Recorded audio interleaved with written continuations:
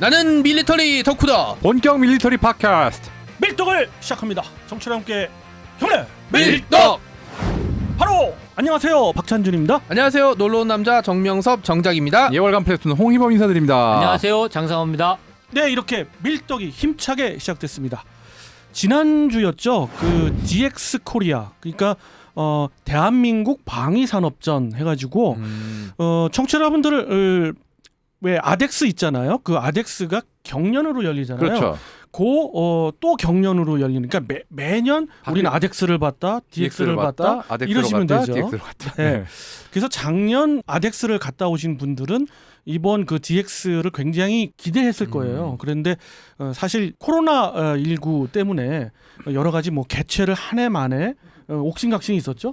그런 와중에서 결국 개최를 했는데 아마 이게 봄의 예정이었으면 짤 없이 취소했을 거예요. 아, 그렇죠. 예. 진짜 참 가을이니까 그래도 어떻게 한 거긴 한데. 9월 개최부터 시작해서 11월까지 또 2개월을 연기하고 열린 거니까. 그렇죠. 예. 참 어려운 시기에 한 것 같아요. 아이고야 참. 아무튼 밀리 매니아 입장에서는 좋은 일이었고요. 그래서 우리 비계님하고 홍편 시장님이 현장을 다녀오셨고요. 뛰어왔다 왔습니다. 네, 기동 시범까지 열렸죠. 양평 그 종합 훈련장에서 거기까지 이제 다 다녀오시고 했던 이런 풍부한 이야기들이 많아서 이번 시간에 우선 그 전시, 이제 그 킨텍스에서 전시됐던 관련 내용들을 한번 말씀드리고 나머지는 또 다음 시간에 한번 이야기해 보는 거로. 엄청 기대되네요. 네. 그런가요? 왜냐면 저는 갔다 오지 못해갖고 갔다 온 분이 어떤 걸 보고 이제 어떤 그게 어쨌든 우리나라 군의 최신 흐름에 대해서 이제 볼 수 있는 것들이잖아요. 그렇습니다. 그렇죠. 한마디 말씀드리면 그 다른 어떤 매체에서는 주로 방위산업체의 그 부스를 가서 그 업체 관계자의 인터뷰를 하면서 그렇죠. 그 네. 업체의 그 홍보성 그런 그것들이 대부분인데 우리는 무기 체계의 현황, 그리고 지금 현재 나아가는 방향성, 그리고 전반적인 DX에 대한 어떤 비판적 시각과 또는 또 이런 건 잘했다 하는 시각, 그런 것들을 전반적으로 이야기해보는 시간 갖도록 하겠습니다. 우선 홍편 진영님 어떻게 예. 보셨나요? 개최가 되냐 마냐 그 자체부터 걱정이었으니까요. 그렇죠. 네. 진짜 거의 주최 측도 거의 막판까지 이걸 계속 끌고 가냐 취소하냐로 고민을 많이 했다고 그러더라고요. 그 결과 이게 2020년에 사실상 유일하게 개최된 방위산업 전시회입니다. 이게 지금 오프라인에서는. 네. 지금 유럽, 미국, 인도 인도는 모르겠구나. 거의 대부분의 싱가포르 에어쇼만 거의 어떻게 개최했고 한 군데 또 있었죠. 폴란드 MSPO. 아 그렇죠. 그건 제대로 열렸습니다. 거기까지를 끝으로 그 사이는 다 아무것도 전멸했어요. 없었죠. 예. 유로사토리 망했지, 파리 아랍에미리트에서 에어쇼도 못했고. 파리 에어쇼 망했고, 하여간에 올해는 거의 전멸하다시피 한 상황에서 하반기는 거의 유일한 것 같아요, 진짜. 그 주요 에어쇼들은 뭐 다 그냥 뭐 개최를 그렇죠. 않거나 문 닫았는. 아우사도 못했고. 네네. 다만 이게 대가가 없던 건 아닌 게 관람객 규모도 그렇고 그 다음에 전시 자체도 그렇고 좀 많이 축소한 면은 있어요, 어쩔 수 없이. 근데 해외에서 일단 제가 봤을 때는 해외에서 이 국산 방산을 보기 위해서 또 왔다는 점. 특히 이게 정말 얘기를 아직 언론지상에서 안 나온 얘기인데 그 전시회에서 그 전시회 주최 측에서 말한 건데 이번에 UAE를 육군에서 전적으로 단독으로 초청을 했습니다. 근데 거기 초청을 한 이유 중에 하나가 독일 때문에 수출하지 못했던 그 모 자주포를 네. 100여 대를 수출을 성사시킨 단계이기 때문에 UAE를 초청했다 이런 얘기가 있었습니다. 그런 얘기가 돈 거죠. 이게 그 공식적으로. 독일의 이제 아무도 이 네. 얘기를 하면 안 되니까. 네. 근데 그 얘기는 뭐 상당히 신빙성 있는 얘기죠. 네, 그래서 뭐 그것 때문에 거의 뭐 성사를 그거 엠바고 풀렸나요, 그 DX를 얘기? 그렇게 얘기하시면 안 되죠. 저도 정확하게 얘기를 안 하고 있으니까. 네. 뭐 아무튼 우리 밀떡에서 최초로 뭐 네. 이야기를 한 것 같습니다. 네. 뭐 좋습니다. 우리 비계님은 어떻게 보셨나요? 이번 그 DX. 사실 아까 말씀하신 것처럼 지금 말씀하신 밀리터리 매니아 측에서는 공개적으로 볼 수 있는 그동안 거의 2년 동안 열리지 않았던 그런 관계를 볼 수 있던 기회였기 때문에 기대를 했는데 네. 역시나 이 코로나의 의력이 이 방산 전시회를 이기더라고요. 그것 이게- 때문에 무척 그렇죠. 사실 원래는 수요일 날 시작해서 일요일까지 5일 동안 하게 될 그렇죠. 예정이었으나 주말 이틀은 그냥 취소해 버렸어요. 취소했죠. 퍼블릭 데이는. 예. 그다음에 그 17일 날이 이제 그 미디어 데이였는데 미디어 데이도 이것도 아주 쇼를 했습니다. 어떤 쇼가 있었나요? 이게 18일이 개막식이고 보통 그 전날 미디어 데이를 하는데 당일 9시 반에 미디어데이를 모집을 한다고 미리 이제 공지가 돼 있었어요. 현장에 9시에 도착해서 올라가는 엘리베이터 에스컬레이터를 타는 순간 문자가 9시에 전부 다 그 기자들한테 배포가 됐어요. 금일 미디어데이는 취소되었습니다. 저는 그냥 일부러 안 갔거든요. 그런데 더 웃기는 건 그 자리에서 이제 다 전화를 해보고 확인했을 거 아닙니까? 취소된 건 없고요. 내부적으로 이 좀 혼란이 있는 것 같습니다. 오신 분들은 참석이 됩니다. 그래서 더 재밌는 건 네. 미디어데이에서만 그 시범 행사가 야외에서 열렸는데 드론이 그 우리 군이 지금 추미하는 그 아미타이거와 관련된 드론 시범을 17일 하루만 딱 열었습니다. 야. 그래서 그거를 취재한 매체가 정말 극히 드뭅니다. 그 다음 하여튼 날부터는 날씨가 그래서 아무도 못했어요. 못했으니까. 이게 아무래도, 그러니까 네. 전시회 자체가 뒤죽박죽인 듯 하면서도 할 건 다 하고 보여줄 건 다 보여줬다. 뭐 결론은 그렇게 내릴 수도 있을 것 같습니다. 그렇습니다. 그 뭐 잘 쫓아갔으면 볼만한 게 꽤 있었고 또 이제 행사 주최하는 측에서 좀 혼선이 많아가지고 이건 그게 뭐 제일 문제인 것 예, 같아요. 아덱스도 그렇고 사실 DX도 그렇고 좀 그런 거는 있는데 이번에는 좀 더 혼란스러웠다. 예, 통제가 코로나가 수시로 변하니까 이 통제를 제대로 서로 전달이 안 되는 것 같아요. 그래서 특히 마스크를 쓰고 얘기하니까 전달이 안 되는 것 같습니다. 네. 수화를 제일 배워야 단점이에요. 되나 이제? 그럴 것 진짜 같아요. 수화를 해야 되나 그럴 생각이 든 적이 그 있었어요. 전시장에서도 그 해외 그 고객사들이 와서 설명을 하는데 마스크 때문에 전달이 잘 안 되더라고요. 그러더라고요. 진짜. 네, 그래서 서로 막 귀를 쥐어대고 이렇게 얘기를 하는데 저게 코로나 때문에 위험한데? 마스크를 썼는데 서로 안 들리니까 귀를 대고 주고받는다. 이런 상황, 당황스러운 진짜 상황까지. 스마트폰에 적어가지고 보여줘야 그 생각한 적도 네, 있어요, 맞아요. 진짜. 이게 왜 그러냐면 저도 강연을 하는데 마스크를 쓰고 하라고 하면은 입 모양이 안 보이니까 집중을 못 해요. 맞아요. 그다음에 이제 입 모양을 보고 이제 유추하는 거 되게 많거든요. 근데 이제 안 들리니까. 그게 아예. 안 들리니까 이제 뭐요? 뭐 이렇게 하면은 사실 저도 이제 걱정될 때 많거든요. 아니 코로나 때문에 조직이가 네. 얼마나 고민을 했을까 알만한 상황이었어요. 예, 참. 그 뭐 그냥 말씀만 들어도 주변 그 당시의 그 상황들을 알 수 있겠는데요. 이번 DX에서 역시 마찬가지로 그 많은 국내 업체들은 참가를 했고 예. 뭐 해외 업체는 거의 뭐 전멸하다시피 맞습니다. 했는데 그냥 문의만 낸 것 같아요. 뭐 럭히드 마틴에 나온 것도 참 그렇더라고요. 그렇죠. 좀 예. 그래도 온 자체가 신기한 정도. 그런가요? 예. 왔어요? 물론 와가지고 이제 두 개 해외에서 업체 왔습니다. 해외는 이제 두 개 오. 업체가 이제 왔는데 그 전시물의 내용은 큰 어떤 이슈를 끌어들이기에는 뭐 별거 아니었고 참가의 의의를 그렇죠. 예, 예. 예. 그러니까 이제 뭐 자연스럽게 우리는 매니아니까 네. 이제 이런 쪽으로 이 얘기를 아니할 수가 없는데 이번 그럼 DX에 나온 그 무기 체계들 중에서 관심이 갔다 또는 특징적이었다. 이건 좀 아니다. 뭐 이런 것들이 있을 텐데 우선 비계님부터 제가 뭐. 보기에 가장 흥미로웠던 게 우리가 흔히 알고 있는 포탄 제조업체 풍산이 등장시킨 그 자폭 드론. 예. 자폭 드론 이게 굉장히 흥미로웠습니다. 일단 저는 처음 들었어요. 풍산이 자기들이 그 주종목인 그 포탄이 미국이 그 전쟁을 점점 줄이면서 수요가 창출이 안 되면서 맞습니다. 새로운 길을 만들기 위해서 보이는데 나름 잘 맞는 것 같기도 해요. 이렇게 저도 안녕도 그 좋고. 뭐 자폭 드론을 뭐 풍산도 하고 그 다음에 뭐 관련 그 다른 그 항공 업체들도 예, 많이 관심 들었습니다. 있어 하고 라파엘도 이번에 맞습니다. 이스라엘을 예, 갖고 그러긴 왔고. 하는데 특히 이제 비계님 말씀대로 그 풍산이라는 업체의 그런 어떤 이미지가 있잖아요. 그리고 네. 그 주력 산업이 있는데 그렇죠. 그 제품이 있는데 자폭 드론 그래서 굉장히 관심이 굉장히 갔고 관심 있어서 자세히 물어보고 예. 그렇습니다. 예. 그리고 그 소개한 영상들도 굉장히 좀 제가 볼 때는 저는 이제 참관 못하고 간접적으로는 다 봤는데 상당히 관심 있을 만한 그런 내용이었어요. 실제로 만들어서 또 테스트하는 그 동영상을 밖에 시연을 네. 해봤는데 상당히 잘 해놨더라고요. 우리 잘 김PD님 말씀 주시죠. 그 제가 생각하기에는 그 자폭 드론이라고 하면은 옛날 일본 그 카미카제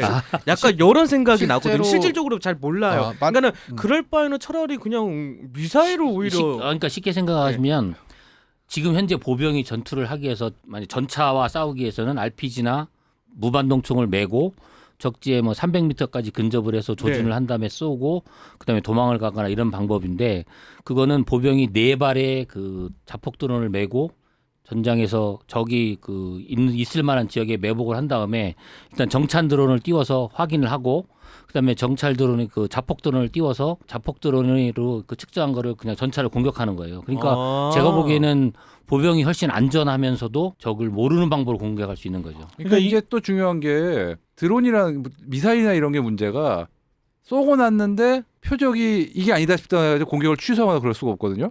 자폭 드론 같은 경우는 일단 그게 그냥 미사일처럼 쏘자마자 그쪽 날아가는 게 아니라 뱅뱅 돌면서 이 표적이 맞는지 확인할 여유가 있어요. 일종의 그거 자체도 정찰 수단이 되는 거고. 그렇죠.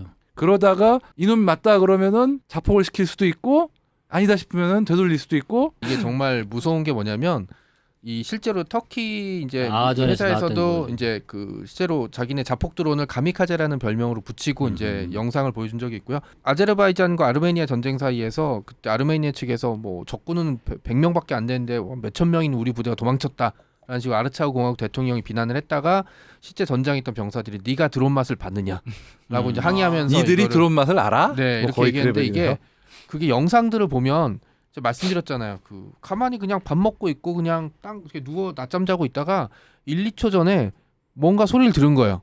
그러니까 막 바닥에 엎드리고 막 참호 속에 들어가고 하는데 그 이게 포탄이랑 드론이 틀린 게 포탄은 각도가 이렇게 떨어지기 때문에 참호 근처에 떨어져도 참호 안에 있으면 안전한데 이거는 수직으로 떨어지거든요. 그러니까 오히려 참호 안에 게 더 위험해요. 왜냐하면 그 참호 안으로 다 퍼지니까 이게 실제로 영상들을 보면 참호에 딱 떨어졌고 참호 통로를 따라서 열이랑 폭풍이 날아가는 게 보이거든요. 아이고야. 그러니까 이거는 안전하다고 생각된 참호에서 더 이상 안전하게 못하게 만드는 거고 전차를 타고 있는데 사실 자폭 드론은 전차를 파괴시키진 못해요.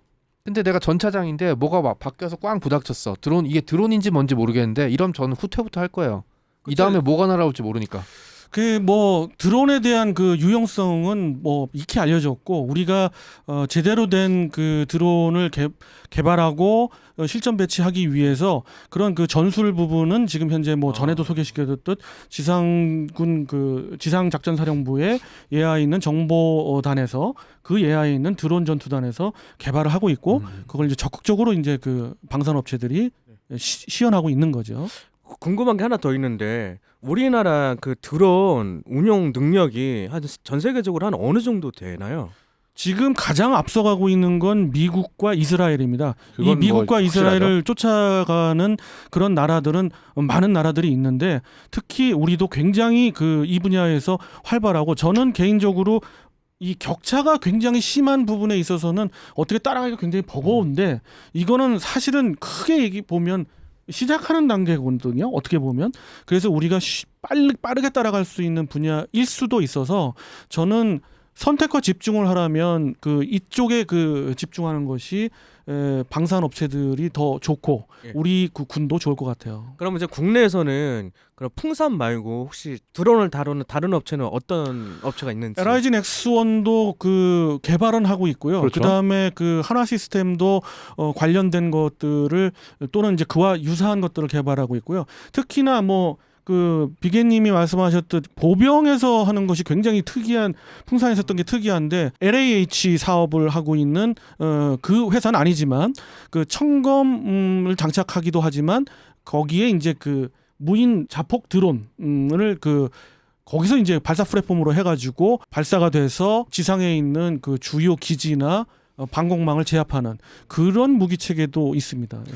일단 기본 플랫폼이 되는 그 무인 항공기 체계 우리가 알고 있기는 드론은 다 중국산이다 이렇게 알고 있는데 저도 그렇게 아는 경우가 굉장히 많았고요. 근데 그 한국 항공우주산업 여러 학회에서 금년 4월 달인가에 한국에서 만들어내는 무인 비행체에 대해서 종합적으로 만들어서 공표한 게 있어요. 거기 보니까 정말 의외로 많습니다. 예. 대한민국 제품이 가격을 따지지 않고 한국에서 만드는 무인기 체계다라고 보면 우리 군에서 쓰고 있는 대부분의 체계를 다 만들어내고 있다고 보면 됩니다.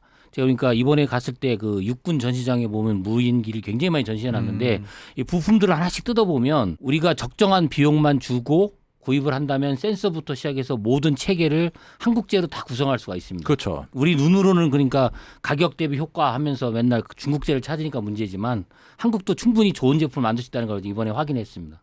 다만 하나 좀 아쉬웠던 게 특히나 육군에서 그 전시한 드론들을 보면 좀 뭐랄까 중구난방으로 이게 정말 실전에 쓸모가 있을지를 생각하기보다 일단 덮어놓고 저 출전한 것도 많은 것 같아요.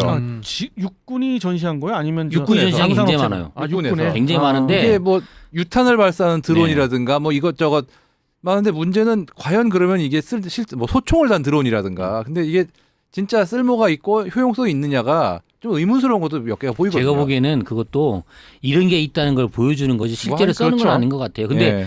또 의외인 거는 그 아까 말씀드린 17일 날 미디어데이에 선보인 그 드론 쇼에서는 그 골고루 전시했던 게 다 나왔어요. 그렇죠. 예. 근데 그러니까 이게 우리 눈으로 보기에는 군이라는 것은 획일화되고 동일화되어 있는 상태로 뭘 한다 이렇게 생각을 했었는데 그 시범 보인 거는 다 각각이었거든요.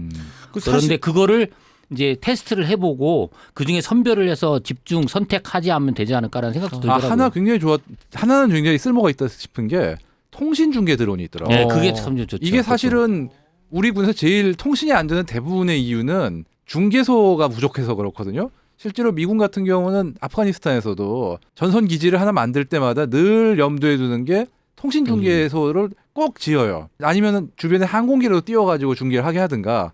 근데 우리는 여건상 그게 안 되는 경우가 많았거든요. 그거를 우리가 잘 모르는 게 하나 있는데 러시아가 의외로 무인기를 잘 운용하는 나라라는 거 아세요? 아, 그렇죠. 유명하죠. 러시아하고 우크라이나하고 전쟁을 했을 때 그 얼마 전에 했던 그 돈바스 전쟁에서 러시아가 무인기를 보통 한 번 띄우면 5대를 동시에 띄운답니다. 그중에 지금 말씀하신 중계소, 정찰용 그런 걸 다 골고루 한꺼번에 띄운대요. 패키지를 구성하는 그렇죠. 거죠. 그렇게 해서 그 전장을 감시해서 중계를 해주고 그다음에 공격을 하고 그러니까 이게 의외로 보면 무인기라는 것을 아까 박 의원님 말씀하신 것처럼 굉장히 활용도가 높고 그걸 어떻게 선택해서 집중해서 개발하냐만 잘 설득을 하면 될 것 같아요. 그러니까 예. 무인기 같은 경우는 사실 킬존 같은 거를 형성을 해서 그 안에 있는 이제 모든 움직이는 건 다 적군이다라고 하면서 사실 하면은 피하 식별할 필요가 없기 때문에 예를 들어 비행장 주변 아니면은 보급로에서 근처 같은 경우는 이제 킬존을 형성해서 이제 드론을 띄워놓게 되면 사실 경비 병력을 좀 절약할 수 있는 측면이 있긴 하거든요. 사실은 그 방위사업청과 그리고 아까 말씀드렸던 그 지상작전사령부의 드론봇 전투단에서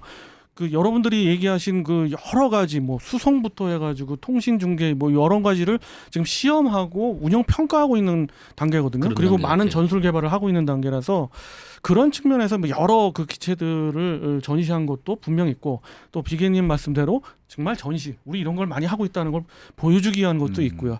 그렇죠. 자 이렇게 우리 그 킨텍스에서 전시했던 것들 특징적으로 보면 저는 이렇게 생각해요. 그 아미타이거 4.0 기획단이라고 이제 국방부의 직할로 있는 부대에서 정말 심혈을 기울여서 하고 있는 것 같이 보이기 위한 그런 걸 이제 예시하기 위해서 정말 그 많은 업체들이 다 그런 쪽으로 포커스를 맞췄고 그렇게 가고 있고 우리는 좀 더 긍정적인 측면에서 본다 그러면 어쩌면 우리가 여기에 선두주자가 될 수도 있다. 열심히 노력하다 보면 그렇죠.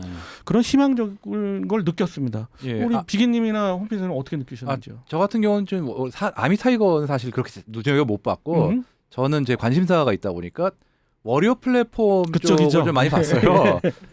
그리고 워리어 플랫폼 같은 경우는 사실 초기에 있던 잡음들이 그래도 어느 정도는 정리가 좀 됐더라고요. 됐더라고요. 그게 좀 인상적이었던 게 워리어 플랫폼이 부스가 둘로 나뉘어가지고 전시가 됐는데 그중 국안에 있던 그 워리어 플랫폼 전시관에 그 담당하시는 분이 아주 열정적이고 굉장히 많이 하세요.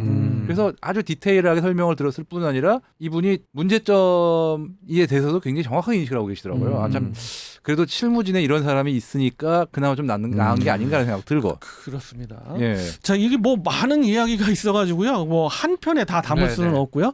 우리가 다음 편으로 좀 이어가 보도록 하겠습니다. 다음 편에는요. 좀 이런 그 밝은 측면도 있지만.